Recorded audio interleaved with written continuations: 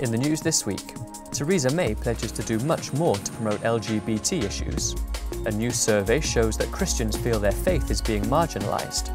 And a campaign to stop the criminalisation of parents who smack their children launches in Wales. Hello. The Prime Minister has praised the Conservatives' record on LGBT issues, but pledged to do even more. Discussing her party's parliamentary backing from Northern Ireland's DUP, she maintained that the position does nothing to weaken the Conservative support for the LGBT agenda. We will continue to push forward to enhance LGBT rights, and we're pleased with what we've been able to do so far, and we want to do more.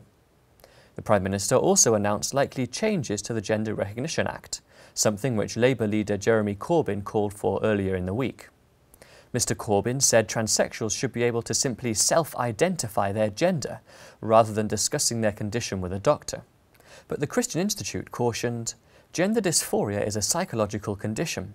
People who believe they are trapped in the wrong body need patient help to come to terms with reality. Plans to outlaw smacking in Wales would criminalise thousands of ordinary parents, campaigners have warned.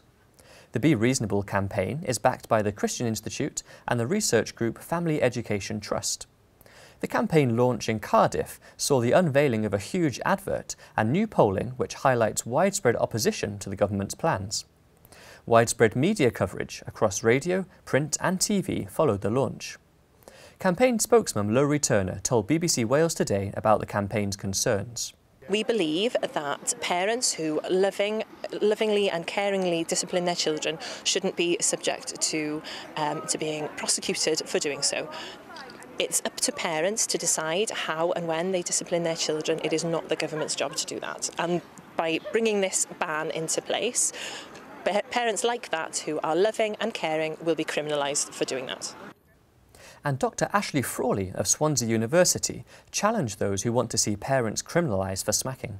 I think that some of the language that's being used to describe this is really dishonest. So we're talking about abuse and attacking children. The law already protects children from that. And actually what's happening is by changing the legislation, you actually put children more at risk because overstretched services are already trying to deal with very serious cases. And what you're doing is opening the floodgates to a wide range of very trivial sorts of cases. If you're over 16 and live in Wales, the campaign is encouraging you to sign a petition against the plans at bereasonable.wales. More than 9 in 10 Christians who responded to a Premier Christian radio survey said they feel their faith is being marginalised by society. The State of the Faith survey also found that nearly half of respondents said they have personally experienced prejudice as a result of their faith, and over a quarter said they feel unable to be open about their beliefs in the workplace. The survey had almost 12,000 respondents. Peter Kerridge, Chief Executive of Premier Christian Radio, believes it shows that we are not the liberal, accepting society we think we are if we don't tolerate and accept everyone, including Christians, adding, people of faith from all religions should be allowed to live and work in freedom. Deputy Director for Public Affairs at the Christian Institute, Simon Calvert, said he was not surprised to hear Christians feel marginalised.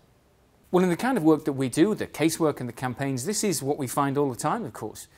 People will know that we've been closely involved in supporting the MacArthur family in the Ashes Baking Company case, and that's just one example of Christian people simply trying to be faithful to a mainstream Christian position who found themselves under considerable pressure. And finally, a Christian street preacher has been cleared of all charges after being falsely accused of making abusive comments towards a homosexual couple. Andrew Frost had been preaching in Nottingham when 2 homosexuals reported him for verbal abuse.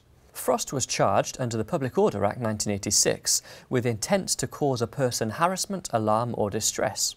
But a judge at Nottingham Magistrates Court has now cleared him of all wrongdoing and awarded him his legal fees. After hearing the result, Frost said he was thankful that the judge saw sense and acquitted him of the charge.